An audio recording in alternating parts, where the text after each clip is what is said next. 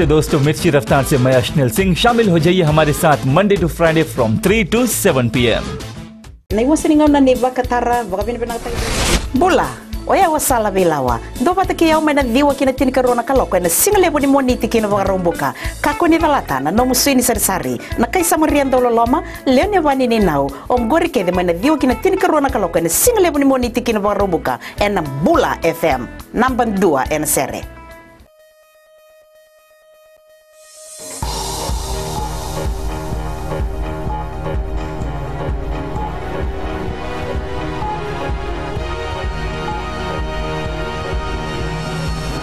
In the news tonight, Sugar Workers Union says its strike ballot has been verified.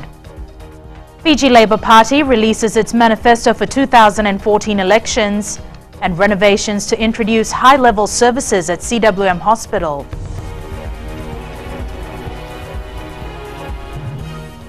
Good evening, I'm Jackie Spate and you're watching FBC News. The Fiji Sugar and General Workers Union says its secret ballot for industrial action has been verified by the Register of Trade Unions. General Secretary Felix Anthony says the ball is now in the FSC's court. Vasita Kotewasawasa reports. The union received the verification yesterday, meaning that their strike action can proceed at any time in the next 6 months. Speaking to FBC News, Felix Anthony claims the FSC still has to come to the table. I'm not aware of any attempts being made other than the mediation unit attempting to have informal discussions. I have been asked and I have indicated that I'm prepared for even informal mediation on this issue. Unhappy with their pay despite a recent pay rise, 60% of the union members took part in the secret ballot and 90% of them voted in favor of strike action. If we have to do it, we will have to do it. In the meantime, I once again call on Fiji Sugar Corporation to come to the table, sit down and try and resolve this amicably. It is our desire to resolve this amicably. We do not want to go on strike, but as I've said, if we are forced to, then we will. Felix Anthony maintains that while strike action has been their last option, it will go ahead if the demands are not met. Attorney General Ayaz Sayed Qayyum says the Fijian government will not let the sugar industry be compromised. Government's position has always been that it will ensure that all the mills will be operational. It is imperative to do so because it affects 200,000 people. And also at the same time, government has always had the position, as has already been seen, that wherever the company or FSC does well, everybody, including all the workers, will benefit from it. 200,000 Fijians depend on the sugar industry for their livelihood. The government has maintained from the outset that any industrial action will not get in the way of the crushing season. Vasita Kotewasawasa, FBC News. With advancements in technology and internet now reaching many homes in Fiji, the risk of being duped by international criminals has increased. And this has prompted the Financial Intelligence Unit to become more vigilant. Ritika Pratap reports. Fraudulent emails and online job advertisements is something everyone in Fiji have been warned to be wary of. Internet coverage is being spread throughout the country, and along with it are advantages and disadvantages. We have seen an emergence of scams such as lottery scams, advance fee fraud crimes, fraudulent employment scams, and therefore the FIU has been quite proactive in terms of providing awareness and education to members of the public. Razim Baksh says there's nothing stopping criminals outside of Fiji from abusing technology. Where an individual would want to seek employment outside of Fiji on their own, then of course the normal advisory is to ensure that they are dealing with the right people. The agency is properly licensed and authorized in that particular respective jurisdiction, whether it's Papua New Guinea or any other country. FIU says background checks are also made on all employment agencies in Fiji before they are given approval to operate. So the FIU runs checks on the background of the employment agency. So that's the first check where government, if it is to approve or give license to any employment agency, then there are checks and controls in place already. The Financial Intelligence Unit says they will continue to monitor all such advertisements, and the public can also contact the Labour Ministry if they come across any suspicious emails. Ritika Pratap, FBC News. The Fiji Labour Party has called for the appointment of a caretaker government at their annual delegates conference in Lautoka today.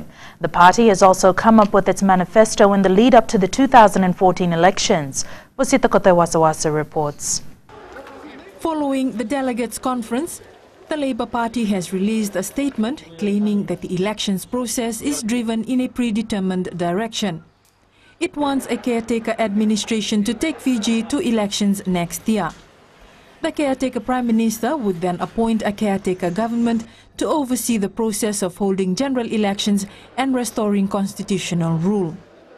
In its manifesto, the FLP proposes to reverse a number of decision and policy directions taken by the Bainimarama government.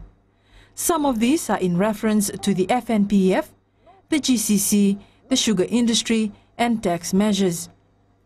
Attorney General Ayaz Sayed Kayum says the government will not be sidetracked from the job at hand. The Prime Minister has already set out a roadmap to the lead up of the elections in September 2014.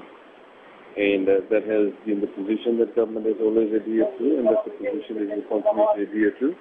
And also in respect of the any comments regarding manifesto, that's up to the political party, whichever political party puts out a manifesto, to deal with the manifesto and the public. Not the government's position to comment on any political party's manifesto.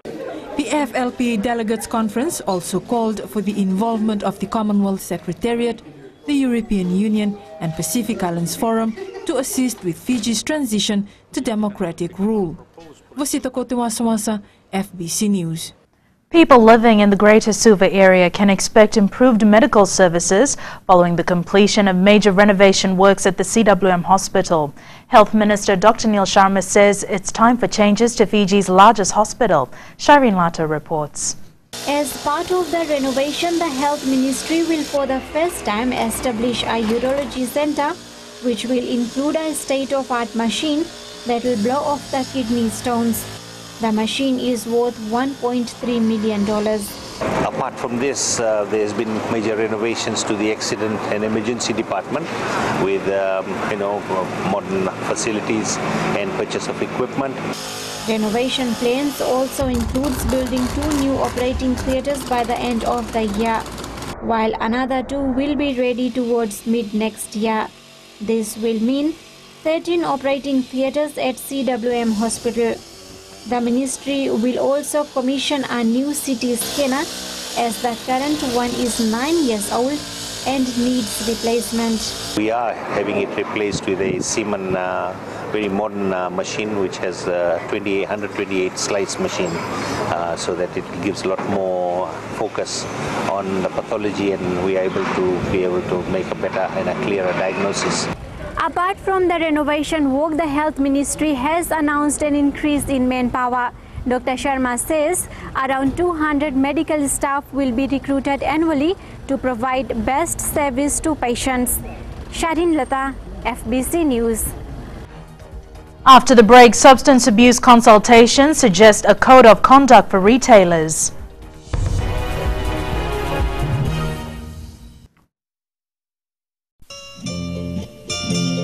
Nisambula binaka oya wone kamanalangi oni nandorungo diao mai na diwa kina rua na bisinga mai na moniti kina bagarumbuka na Radio Fiji wana ndome biti bongani bianyanu na makatalenga na bengo na sasibiani na tinna kaloka na bembongi ni bukilulu kena bima mani walu na bembongi ni bakaruwai mai na mbuza ni walu ninge namaka. सूरज की पहली किरण के साथ दिन की शुरुआत कीजिए। सुबह का मंगल प्रभात आपको शुभ हो। सुबह सुबह हो खुशियों का मेला, ना लोगों की परवाह ना दुनिया का झमेला, पंछियों का संगीत हो और मौसम अलबेला, मुबारक हो आपको ये खूबसूरत सवेरा। हर सोमवार से लेकर शुक्रवार तक सुबह 6 से लेकर 9 बजे तक शामिल रहें रेडियो फिजी 2 पर हम सफर में रविंद्र सिंह के साथ।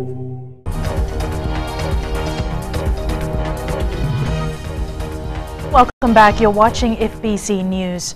President Ratoepeli Nailatikau has raised concerns on the teenage pregnancy rate while speaking at the Fiji Obstetrics and Gynecology Society inaugural scientific conference in Nadi.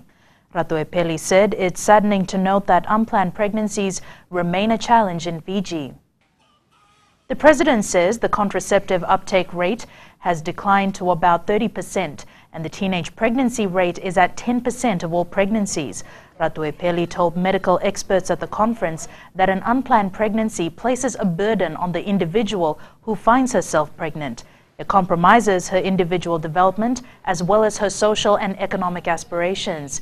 He added that unplanned pregnancies are high risk, as some may seek unsafe abortions and take the risk of serious complications and even death. The president also says a pregnancy should be a celebration for a woman and her family and not a burden. A code of conduct will soon be developed for retailers when dealing with the sale of volatile substances. As stakeholders gather views on the draft Volatile Substance Abuse Decree, the question has been raised as to how the authorities will monitor shop owners. Shireen Lata has more. Abuse of volatile substances is prevalent in both rural and urban areas. Out of the many submissions received by National Substance Abuse Advisory Council, the focus is still on children's access to volatile substances. We will need to conduct training with retailers throughout the country, throughout the nation, for them to be aware of their responsibilities and the penalties that it will be incurred on them if they break this law. A code of conduct will be written up for retailers to abide by, and Fiji Retailers Association President Himmat Lodhia says they are willing to assist the council. However, Lodhia says there still needs to be an emphasis on policing. He says parents, teachers, non-government organizations, faith-based organizations and private sector have an important role to play in substance abuse control and prevention. To me, it implies that the responsibility will be on the state to provide the necessary infrastructure, human resource, financial resources in order to implement the decree. But I can understand that, like in any other legislations, the implementation may have to come in phases because we may not be able to implement everything at the same time. The consultations on the draft Volatile Substance Abuse Decree will continue until the end of the month. Shireen Lata, FBC News. Fiji is working on increasing its exports to Pacific Island nations, especially to Melanesian countries. Papua New Guinea has been identified as one of the main potential buyers of Fiji products. Epeli Tokuasa reports.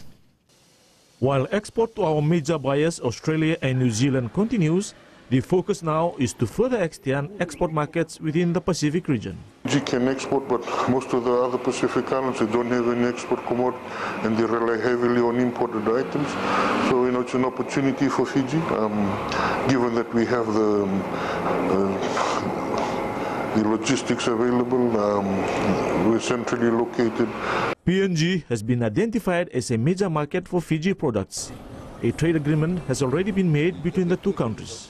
We'd like to see more people trading with the PNG, given that they've taken out, they have only 3 items remaining in the negative list. There's a huge market. Everybody's excited to start exporting. One major drawback, however, is shipping to PNG. Shipping services to PNG, at the moment, it's all transshipped through Australia. There's a lot of interest shown for people, service providers, to provide a direct sailing. This would be good. Fiji has adopted an export-led growth policy concentrating on more areas of export in terms of capacity building, and people are being trained to know how to export.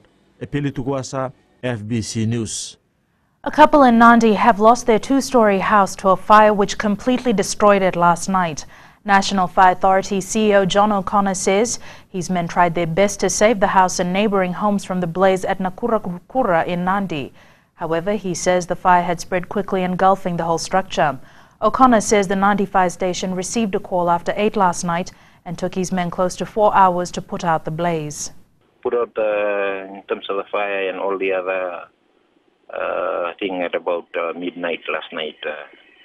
The house was a double-story, I think, 8-bedroom property, 5-bedroom on the top floor and 3-bedroom on the bottom floor.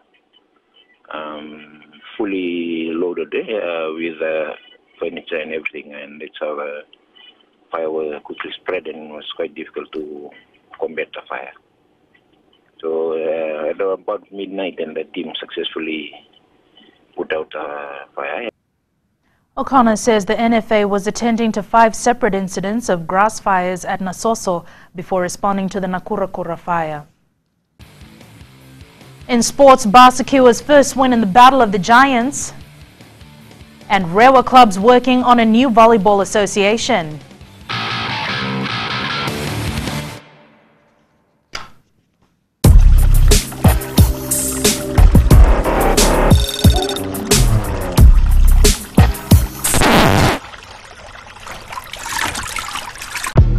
Sophie. And I'm Tix. You can join us on The Breakfast Show every weekday from Monday to Friday, 6 a.m. till 9 a.m. right here on Today FM. That's right. Oh, kaya mo naman simunta kami nga nito, ma'am. Gongo, sanay lang na nga nito, ma'am. Nimbula, ayaw Mr. Ben. And Lapa. Na magikiro manono kinedyo na bimata ka monisi kinafangarumbuka. And Abula FM. Now we do it selling.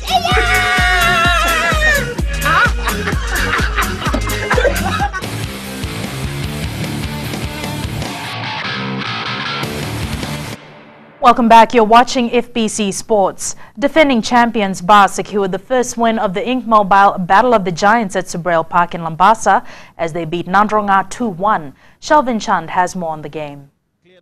As they say, Bato Bahem, the men in black struck first with Tuimasi Manuda taking advantage of the Nandronga defense, running on to a loose ball. Minutes later, it was this man, Osia Vakatalesau, collecting a pass from a movement started by Malakaitiwa and then finishing it in his own style. It took Nandronga until the second spell to get one back on the scoreboard, sounding a warning to other teams in their pool. Bar coach Yogendra Dutt was a happy man with the team's performance. It was a good shock. It was a good eye-opener whereby they started playing again and took out 3 points in this game. Bar is now focusing on their next game against Suva. Oh yes, yeah, we will see what and how, and we'll plan our way what we can do against Suva, because Suva won't be Nandronga. Nandronga was unlucky, but with the performance today, are hoping to make the last 4. Football anything can change. We'll go to the drawing board. Perhaps we will try to push in some young players. Some of our clan players, maybe they are there, but perhaps not really up to the game. So we have to make some changes, make some positional changes. This was the first game. Tomorrow will be the day when the future of the teams will be decided. Shalvin Chand, FBC Sports. Nandi had a dismal start, going down to Suva 1-0 in the second game of the BOG. A blow for Nandi as striker Raya Loki became the first person to be red-carded in the tournament. Here are the highlights. Raises his hands, floats it high, looking for Peter Rambo. And they give a goal. And Benaminio did go down. Iliki Ravosai starts play again on that far touchline side. Rusiate Madararenga looks for the switch from Imata to Mata. Headed on by Vunidi to Raya Loki. Loki looking to play it infield. In the way Vunidi and Amit Kanaya, but confidence on Rangata. Just sit down. Nandronga is still in contention for the 2013 Digicel Cup rugby title, thumping Namosi 35-3 at Lawanga Park in Singatoka today. The Stallions opened their account with 2 penalties to fly half Nemani Raiwalui. Quick tries then came in from fullback Meli Kurisaru and inside centre Samuela Dava to lead 20-3 at half-time. Nandronga props at the Fano Somoda then sealed the deal for Nandronga with 2 tries. The second semi-final is between Suva and Nandi next weekend.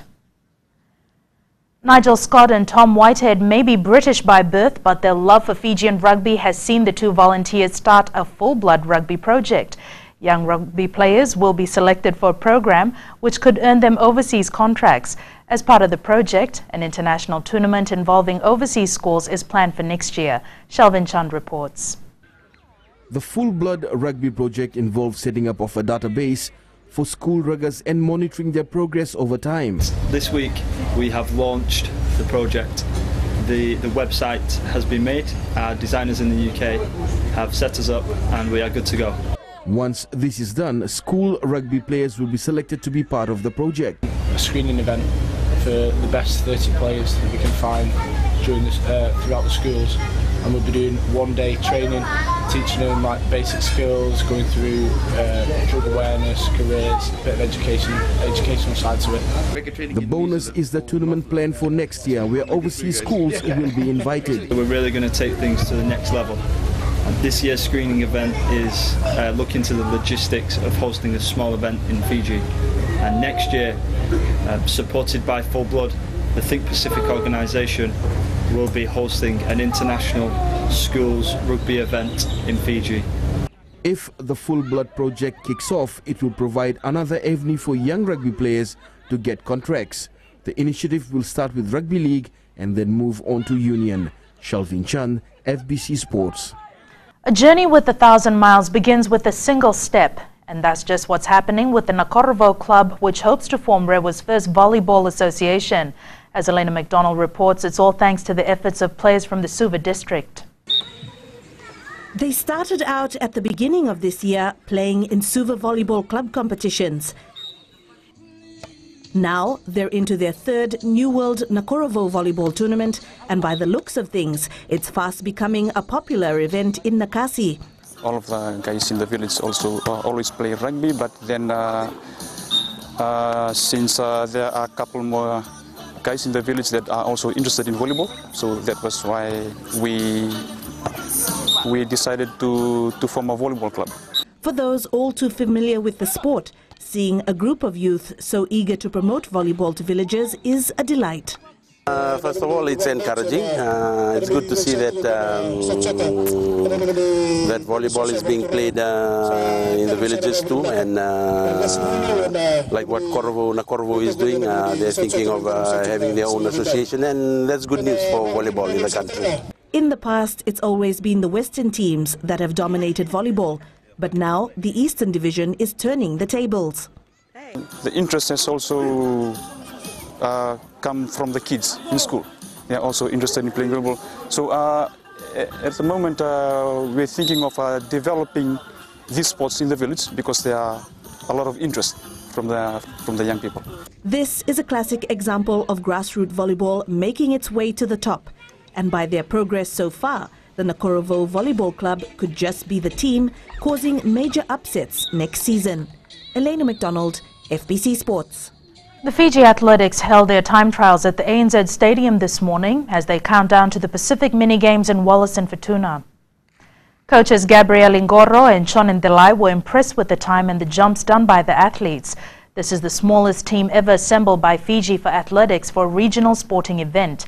Despite this, Athletics Fiji believes that the medal haul will be significant, with each athlete capable of getting multiple medals. This is probably one of the first times that we're competing in the day. The other two time trials we had was in the afternoon. So the time's quite impressive, the time that we've got so far. And it seems that our athletes are on track as we gear up for the mini games. Athletics are taking 25 athletes for the mini games.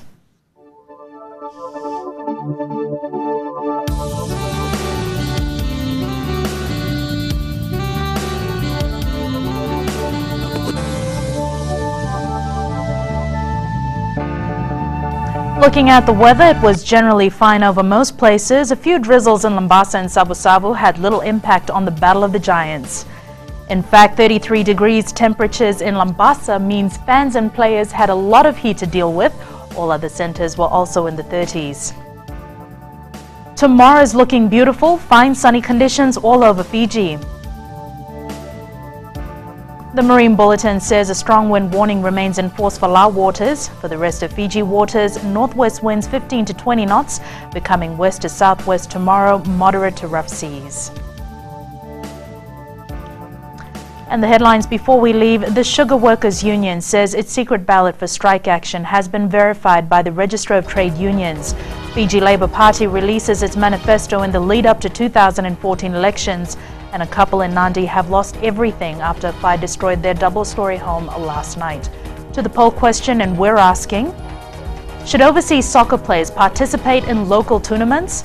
Visit www.fbc.com.fj to take part. Remember to send us newsworthy pictures and videos. Email citizenseyes@fbc.com.fj. That's news for tonight. I'll see you again tomorrow. Modamanda.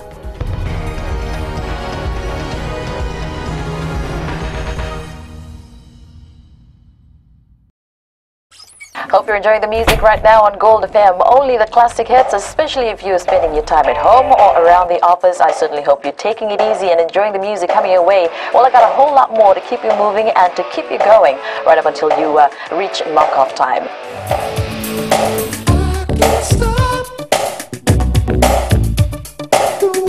I'm Kara. Join me every weekday from 2 to 7 on The Ride, only on Gold FM.